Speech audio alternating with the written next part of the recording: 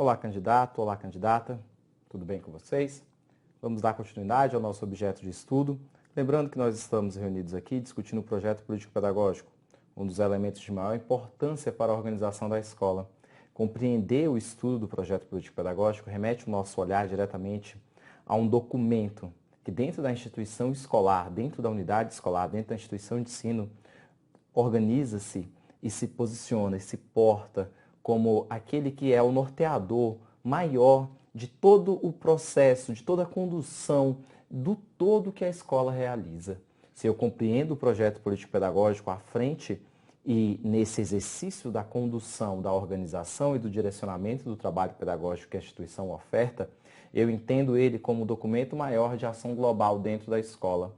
Fundamentado e posicionado desta forma, o projeto político-pedagógico se posiciona, se coloca dentro do mecanismo escola como um instrumento preciso e de importância significativamente singular para o gestor, para o professor, para o educando, para a comunidade escolar como um todo, uma vez que é neste documento que cada ator, cada sujeito que atua dentro dessa instituição escola vai poder ter ali contemplado todo o processo de organização, todos os objetivos, as metas, os projetos e todo o processo organizacional da instituição escolar. Desta maneira, o projeto político-pedagógico se posiciona assim como um elemento, como um espelho. Por que um espelho? Porque ele mostra a escola que nós temos, ele explicita ali, ele tem essa capacidade de trazer um panorama explícito da escola, tal qual ela se mostra, representando essa escola enquanto espelho, e se eu entendo ele como este espelho, ele traz várias dimensões, é um espelho que mostra várias imagens da escola. Como assim, professor Rodrigo? Ora, ele traz ali, explicitamente, claro, como todo e qualquer espelho, uma representação presente da instituição escola, a escola tal qual ela se encontra no presente momento, a escola que temos, mas sempre é uma perspectiva futura, ou seja, a escola que nós queremos alcançar, de qual escola eu falo no futuro, e sempre trazendo a bagagem, aquilo que foi construído, aquilo que eu carrego comigo, fruto das experiências construídas no passado. Ou seja, ele valoriza as experiências do passado no entendimento da lógica presente, almejando a construção, o alcance de uma situação futura, de uma qualidade futura. Tendo em vista essa retomada, esse entendimento inicial do que vem a ser o projeto político-pedagógico, do seu papel dentro da escola, nós vamos agora realizar alguns exercícios que irão nos apontar, que irão nos mostrar explicitamente como que as principais bancas de concurso de todo o Brasil irão abordar para você o projeto político-pedagógico e irão te mostrar como que o projeto político-pedagógico se constrói e se posiciona dentro dessa condução. Vamos ao nosso primeiro exercício? Vamos lá no slide. Esse primeiro exercício ele vai falar sobre gestão e sobre PPP. É importante que se tenha a noção de que gestão e PPP sempre vão caminhar juntos. Por que, professor Rodrigo? Ora, porque a gestão democrática ela é constituída através do exercício da construção do projeto político-pedagógico. Vem aqui comigo só um instante. Eu não entendo uma instituição que se diz organizada por meio deste modelo de gestão democrática, sem a figura do projeto político-pedagógico. Por quê, professor Rodrigo? Ora, isso é muito simples. O projeto político-pedagógico é um dos elementos norteadores mais importantes, mais fundamentais para a condução do trabalho pedagógico. Eu, dentro da escola, e se a gente pega, por exemplo, a LDB, documento maior de entendimento, de construção da educação brasileira, nós vamos ter o projeto político-pedagógico como os documentos que irá, ou como o principal documento que irá fundamentar, que irá, como dizer assim, legitimar mesmo, dar legitimidade ao exercício da gestão democrática. Porque é no projeto político-pedagógico que a gestão se constitui tal qual democrática. Por quê, professor Rodrigo? Ora, gestão, organização, um processo que vem, uma expressão que vem do latim, que quer dizer coordenação, organização, é você dar ordem, é você ordenar algo, é você realmente ali botar ordem em alguma coisa. E por que democrático? Porque democrático veio de demo, povo. O povo está no processo organizacional. Eu posso entender também como a comunidade fazendo parte do processo de tomada de decisões. A comunidade tomando a frente na condução dos processos organizacionais da escola. Se eu entendo isso, em qual documento que a voz desta comunidade estará explícita dentro da escola? Dentro do próprio PPP. O PPP é o documento que externaliza essas vontades, como eu gosto de usar sempre a expressão gramsciana, ou seja, retomando o pensamento de Antônio Gramsci. O PPP é um organizador das vontades coletivas. As coletividades que constituem a escola estão expressam seus anseios, seus almejos dentro do projeto político-pedagógico. Então, se eu falo em gestão democrática, eu tenho que obrigatoriamente ressaltar a importância do projeto político-pedagógico. Vamos voltar à questão. Então, a respeito da gestão em educação e do projeto político-pedagógico, julgue os itens subsequentes. Na gestão democrática, os espaços são coletivos. Nós falávamos, sobre coletividade. As relações são verticais e as decisões descentralizadas. Duas palavras clássicas quando se fala de gestão. Verticais, descentralizadas. Vem aqui comigo. Bem, olha só, candidato ou candidata.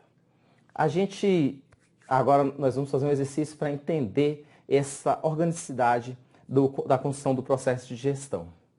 Gestão é algo que dentro da organização da escola sofre um processo histórico. A gente poderia falar, eu enquanto estudioso historicamente, a vida inteira de gestão, poderia falar 1000 coisas sobre gestão para vocês. Mas vamos pensar um pouco de uma forma do que é a gestão dentro dessa questão. Ele colocou a expressão vertical. Vertical, a gente lembra aquele desenho que o professor de matemática fazia para a gente ali nos anos iniciais? Se é vertical, vem de cima para baixo, diferentemente de horizontal. Estão todos no mesmo patamar. Se eu coloco que as decisões são verticais, ou que os posicionamentos, o ordenamento, a ordem, a hierarquia, existe uma hierarquia dentro da escola, existe um posicionamento das funções de forma verticalizada, eu digo que alguém está acima de alguém. Poxa, eu fiz toda uma explanação anteriormente falando sobre gestão democrática, a origem da expressão e colocando para vocês que gestão democrática é uma palavra que vem justamente de um entendimento de democrático, ou seja, vem de democracia, povo, o povo na tomada de decisões. Se o povo tem o poder organizacional, se a comunidade está no poder, esses processos podem ser verticais? Não podem ser verticais. Se o povo está participando do processo, eu não tenho ninguém acima de ninguém. Eu tenho sim uma harmonia, uma horizontalidade. Então, o item vai estar errado porque na gestão democrática os posicionamentos são horizontais. Eu não tenho uma verticalidade, eu não tenho alguém acima de alguém. Eu tenho sim um gestor que continua exercendo sua função de gestor, mas essa função de gestor que ele exerce não dá a ele o direito de se posicionar acima dos demais. E o que seria o descentralizado? Ora, nos modelos clássicos, burocráticos e hierárquicos de gestão, eu tenho uma figura da centralização da tomada de decisões, ou dos posicionamentos, ou das funções dentro da escola. Como assim? Se eu centralizo, eu dou o centro, ou seja, centralizar é dar o centro a uma única pessoa. Se eu estou colocando o centro em uma única pessoa, estou colocando em quem? No gestor. O gestor é aquela figura central, seria neste modelo centralizado, uma figura central. Ele toma as decisões, ele determina com que as verbas serão gastas, ele determina como que as regras serão cumpridas dentro da escola, ele conduz os trabalhos, direciona e diz o que tem que ser feito, simplesmente para os demais irem lá e fazer, realizar aquilo que ele determina. Se eu descentralizo este poder, eu tiro dessa figura central gestor toda essa carga de poder dentro da escola, de tomar as decisões, de pegar as rédeas e divido as rédeas com a comunidade, com um todo. Os processos de descentralização da gestão exercem e legitimam essa democracia, esse processo de gestão democrática. Por quê? Porque quando eu democratizo o processo de tomar as decisões, eu dou a rédea para que todos, eu dou o volante para que todos dirijam a escola juntos. Então, a gestão democrática ela é sim descentralizada, mas a organicidade dela não permite uma verticalização de posições, de tomada de decisões ou de funções dentro desse exercício do poder. Ok? Vamos voltar ao slide. Dessa forma, aí esse nosso primeiro item, na gestão democrática, os espaços são coletivos, as relações verticais e as decisões descentralizadas, os espaços são coletivos? Certíssimo. As relações são verticais? Errado. Elas não são verticais, elas são horizontais. Não é verdade? E as decisões são sim descentralizadas. O item só pode estar errado. A perspectiva emancipadora do projeto político-pedagógico requer ações intencionais, ou seja, as ações são motivadas por uma intenção e os objetivos são implícitos, além da participação de todos os segmentos da escola. Vem aqui comigo, candidato, candidata. Perspectiva emancipadora do projeto político-pedagógico. Eu tenho dois modelos, duas perspectivas. Então, uma perspectiva que ela tem um caráter burocrático, empresarial, e eu tenho uma perspectiva que tem um caráter focado naquilo que nós chamamos de emancipador. Em uma lógica burocrática empresarial, eu entendo o funcionamento, o PPP dirigindo, organizando a escola, tal qual uma empresa, tal qual uma instituição ali privada, onde eu tenho a escola sendo organizada baseada em processos de eficiência, eficácia, em um planejamento rígido, engessado e em uma condução que faz da escola uma instituição mercantil, sobre a lógica mercantil do capital mesmo, sobre a lógica empresarial, a escola tal qual uma empresa onde eu tenho servidores tidos e vistos tal qual ali empregados dentro de uma fábrica de produção em massa. Ou seja, a escola ela é regida e organizada por um documento que faz dela uma empresa, baseado na eficácia, na eficiência e naqueles valores que são ali irradiados para a educação através da administração clássica de empresas. Sobre uma lógica emancipadora, eu tenho uma outra perspectiva. Se eu busco emancipar, eu descentralizo funções, ou seja, se lá no modelo burocrático empresarial eu ainda tenho a figura daquele diretor autoritário, determinista, que está ali à frente, que conduz a escola à rédea curta, fazendo o papel mesmo de um empresário, de alguém que está ali exercendo o poder por meio de um poder mesmo braçal, na perspectiva emancipadora, eu emancipo os indivíduos. E essa emancipação ela é alcançada por meio de vários elementos, dentre eles por um processo de descentralização do poder, ou seja, por dar poder para que todos possam participar e discutir e juntos pensar o que é melhor para a escola. Eu, diferentemente do modelo empresarial burocrático, não vou priorizar o olhar de quem está externo, porque eu não vejo mais a escola como uma empresa. Eu vejo a escola como um local que é feito de gente, e com gente é diferente. Eu valorizo as vontades dessa gente, eu valorizo os desejos, os anseios, as necessidades e reais demandas dessa comunidade. A comunidade, eu tiro o olhar de quem está externo e valorizo o interno.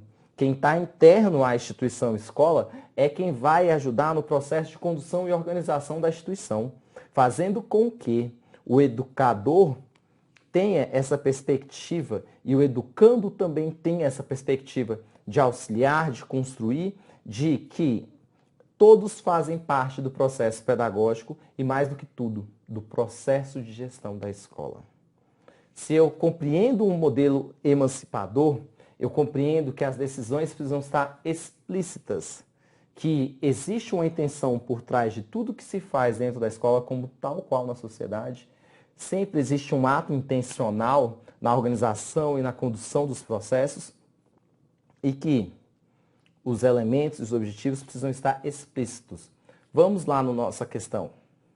Quando a questão coloca isso, os objetivos estão implícitos, ela está errada, gente. Eu estou falando para vocês, na visão emancipadora, eu tenho objetivos explícitos.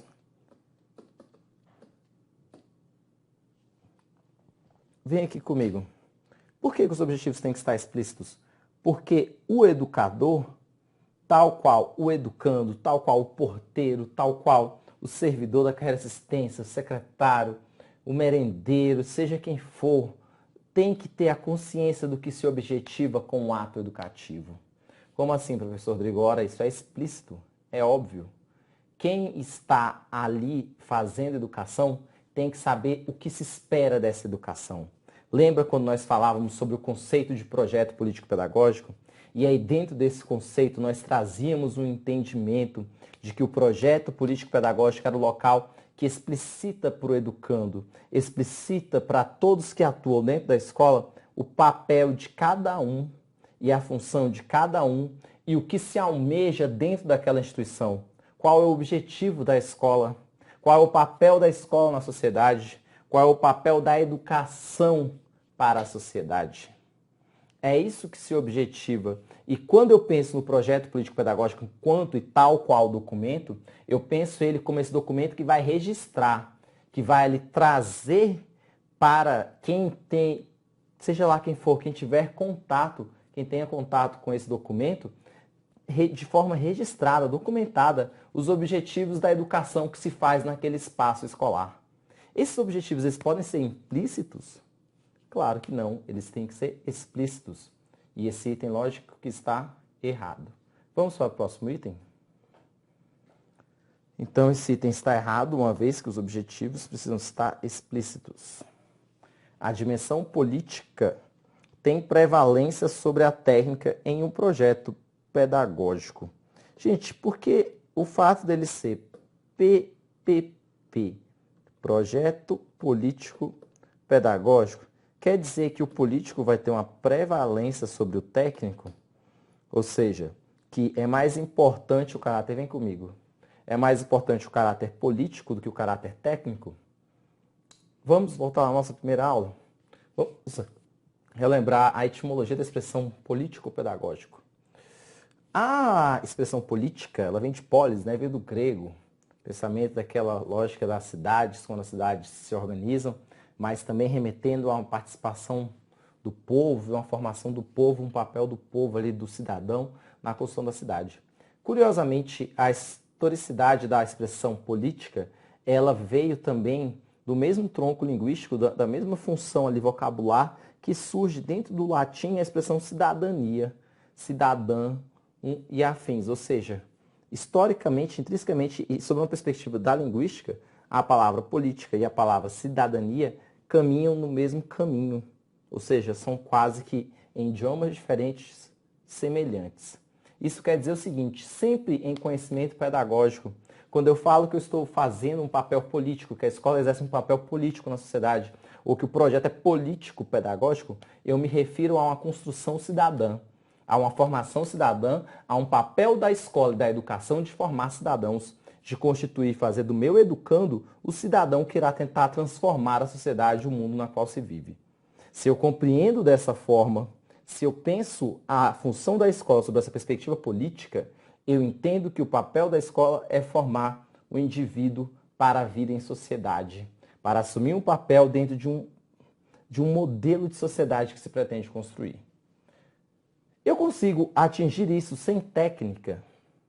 Um professor que entra em sala sem técnica de ensino, sem um estudo do elemento ali, da ferramenta ensinar, da ferramenta pedagógica, ele consegue formar cidadãos? Existe o alcance da qualidade, da maestria educacional sem a técnica do professor? Vamos relembrar os nossos grandes ícones da educação, o que o Saviani nos traz, o que Libânio nos traz, a pedagogia histórico-crítica, a lógica da tendência crítico-social dos conteúdos que tanto valorizam a figura do professor. Por que eles tanto valorizam a figura do docente, do professor? Porque o professor é aquele que estudou e que construiu o conhecimento para alcançar essa técnica que é tão primordial para a formação, para a construção do conhecimento, para a formação do indivíduo, do cidadão, para o seu desenvolvimento, tal qual pessoa humana. Eu não alcanço esses objetivos sem técnica. A dimensão política, ela é fundamental? Sim. Mas eu a alcanço sem técnica? Não. Eu tenho como priorizar técnica ou política dentro de um projeto político-pedagógico? Não. Não há prioridade de uma sobre a outra, porque ambas caminham juntas. Eu não adianto, pouco importa eu ser técnico, se eu não sou político na perspectiva de alcance de formação cidadã do indivíduo. E eu não posso querer fazer uma construção, uma formação política do indivíduo sem a minha técnica, sem o alcance da técnica que vai me possibilitar ao alcance deste objetivo. Vamos voltar na questão? Então, dessa forma, entendido assim, essa dimensão política não pode ter uma prevalência sobre a técnica. Ambas são fundamentais dentro de um projeto político-pedagógico. Essa intenção pode estar, obviamente, errado. A ênfase na avaliação externa e em processos burocráticos são características do PPP na perspectiva estratégico-empresarial. Aquele modelo que nós discutimos, né? Burocrático, estratégico, empresarial.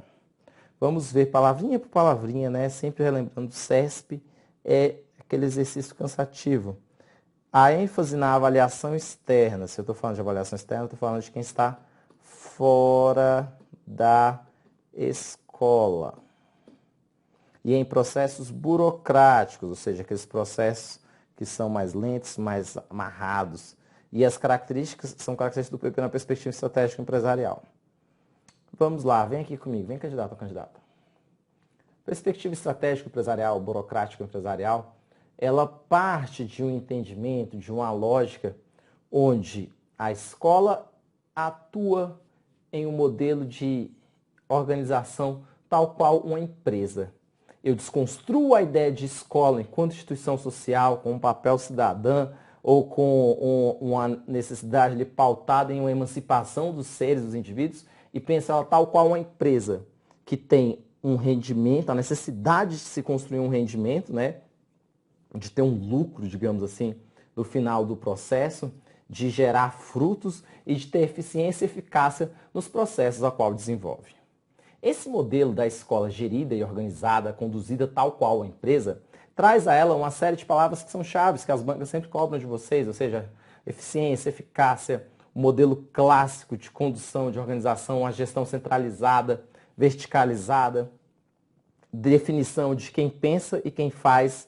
Alguém dentro da escola, geralmente, se alguém, o gestor, ele pensa o que tem que ser feito, ele determina e os demais vão lá e realizam aquilo que é a determinação do gestor.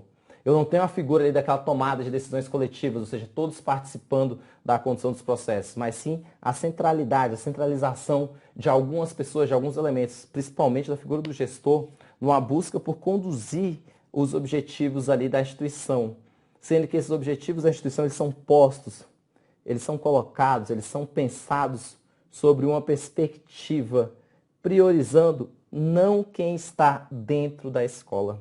Eu priorizo quem está fora. O elemento externo. A escola não faz educação para quem está dentro, ela faz educação para quem está fora. No modelo estratégico empresarial é assim. Quem está fora é que vai determinar, é a quem vai importar. Se eu penso a escola tal com a empresa, é só pensar os mecanismos e a educação brasileira, por exemplo, na década de 90. A gente não fazia educação brasileira preocupado com o nosso educando. A gente se preocupava com FMI, Banco Mundial, com a Unesco, com os organismos internacionais que estavam ali determinando o que o Brasil tinha que fazer em termos de educação. Quer dizer que isso mudou? Não, até hoje isso ainda ocorre de uma forma muito intensa nessa influência mercantil da educação brasileira, pensando a educação sob a perspectiva do externo. Mas hoje, de uns governos para cá, a gente já pensa e compreende que a educação não tem que abrir os olhos para quem está fora, mas sim para quem está dentro. Porque a quem nos interessa fazer educação? A quem está sentado ali na cadeira, no banco da sala de aula. A gente faz educação para quem está dentro, não para quem está fora. Esses modelos mercantilis, neoliberais capitalistas, vão priorizar essa externalidade, o olhar de quem está fora influenciando quem está dentro. Sendo assim, é marca registrada, característica do modelo estratégico empresarial, a avaliação externa, priorizar quem está fora. Ou seja, se eu estou numa escola, a escola vai fazer, por exemplo, um exame nacional, o Enem.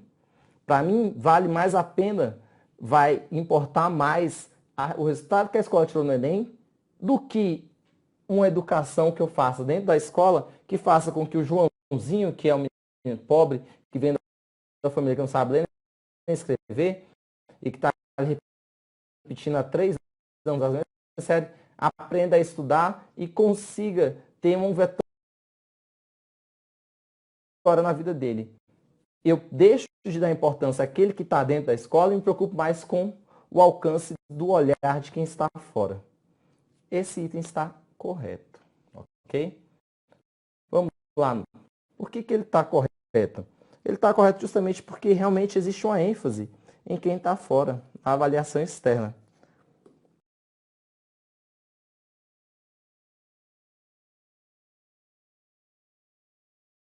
E não na perspectiva de quem está dentro da escola. A unicidade entre a teoria e a prática é um componente essencial na perspectiva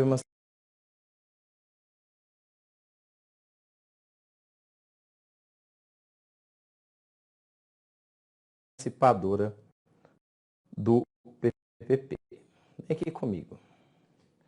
Unicidade, teoria e prática. Professor Rodrigo, o que isso quer dizer? Bem, não tem dificuldade. De onde veio esse conceito? Esse conceito ele veio de um filósofo alemão, desses dos mais importantes para o estudo de qualquer ser humano do planeta Terra, primordialmente aquele que está na área das tendências, na área das ciências sociais, das ciências humanas, no caso nosso das ciências pedagógicas, das ciências da educação.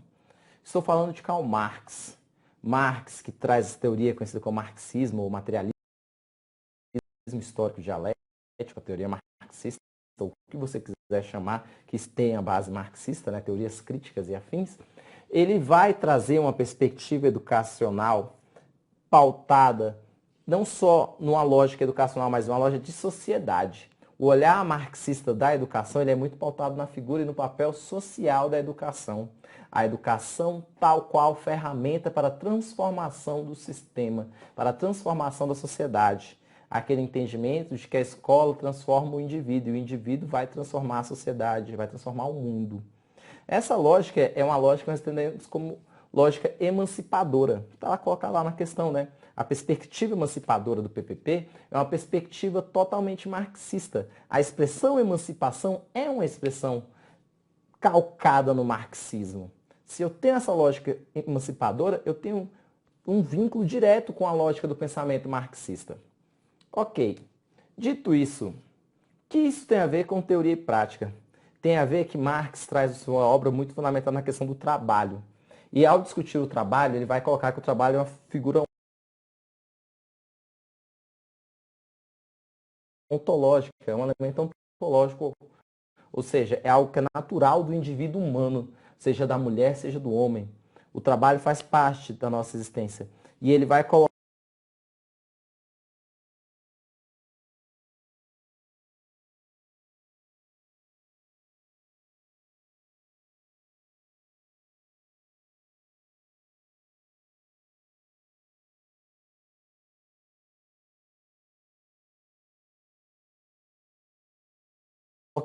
que essa condição do trabalho e que dentro da educação essa lógica sempre vai estar permeada por dois elementos singulares, distintos,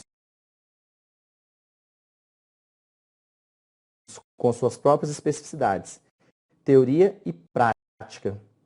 Isso é um entendimento que é fundamental, porque no marxismo, teoria e prática não estão distintos. Teoria e prática caminham juntos. Eu tenho um método marxista que ele é pautado principalmente em educação. As didáticas, os estudos didáticos marxistas, eles sempre partem de uma lógica que vem da prática, passa pela teoria e volta para a prática. Como assim, professor Rodrigo? Eu parto o meu método, ele sai da prática social do indivíduo. O que é a prática social do indivíduo, pessoal? A sua vivência, a sua história de vida, o seu contexto.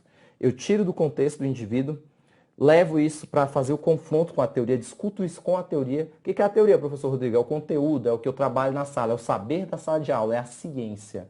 é o saber científico.